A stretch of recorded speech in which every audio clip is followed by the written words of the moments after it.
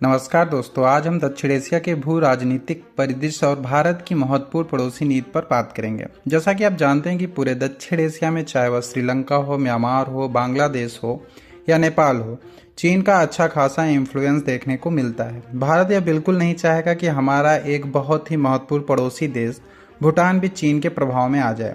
इसलिए भारत ने भूटान के साथ सहयोग को और मजबूत करते हुए एक बहुत बड़ी खबर दी है। भारत और भूटान के बीच पहली बार रेल कनेक्टिविटी स्थापित की जाएगी। इस ऐतिहासिक कदम के तहत एक नहीं बल्कि 2 नए क्रॉस बॉर्डर रेलवे प्रोजेक्ट को मंजूरी दी गई है। इन दोनों परियोजनाओं का कुल खर्च लगभग 43,000 करोड़ रुपए आएंगे।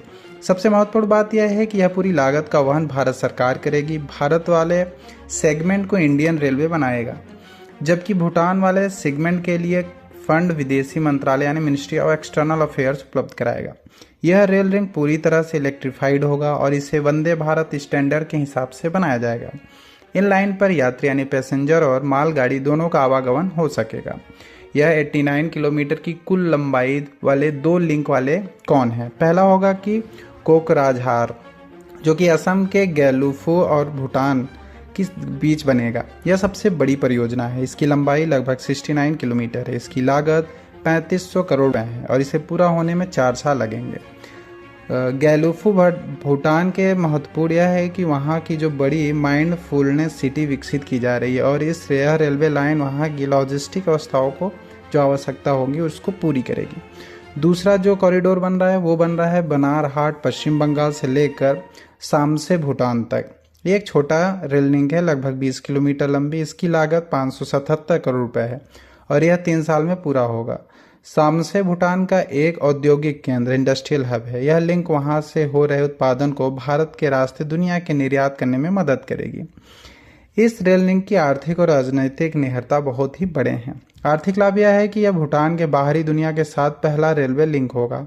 इससे व्यापार, पर्यटन, विनिर्माण यानी डेवलपमेंट, लॉजिस्टिक क्षमता में वृद्धि होगी। सामान को भारत आने में जो पहले कई दिन लग जाते थे वह अब कुछ घंटों में संभव हो सकेगा, जिससे परिवहन समय और लागत भी कम होगी।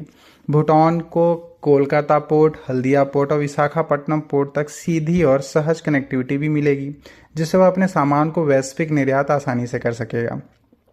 आधिकारिक तौर पर यह भारत भूटान की विकास की साझेदारी को मजबूत करने, कनेक्टिविटी और व्यापार को बढ़ावा देने के लिए किया जा रहा है, जो भारत की नेचुरलहुड फर्स्ट पॉलिसी और एक्ट ईस्ट पॉलिसी के तहत आता है।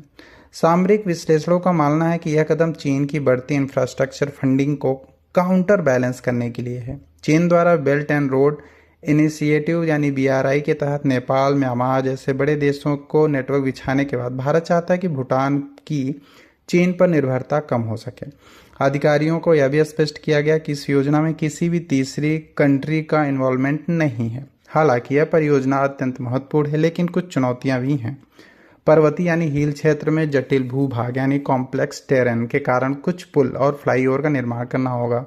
इसके अलावा पर्यावरण क्लियरेंस भी चाहिए, भूमि अधिग्रहण भी चाहिए, पुनर्वास और मुआवजे जैसे मुद्दे भी क्रिटिकल हैं।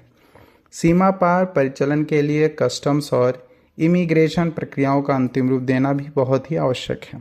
यह रेल लिंक परियोजना न केवल भूटान को विकसित के लिए एक आवश्यक लॉजिस्टिक सहायता प्रदान करेगी, बल्कि डोकलाम जैसे संवेदनशील मुद्दों की पृष्ठभूमि में भारत और भूटान के बीच 2 पक्षीय विश्वास और भी मजबूत रिश्ते बनेंगे।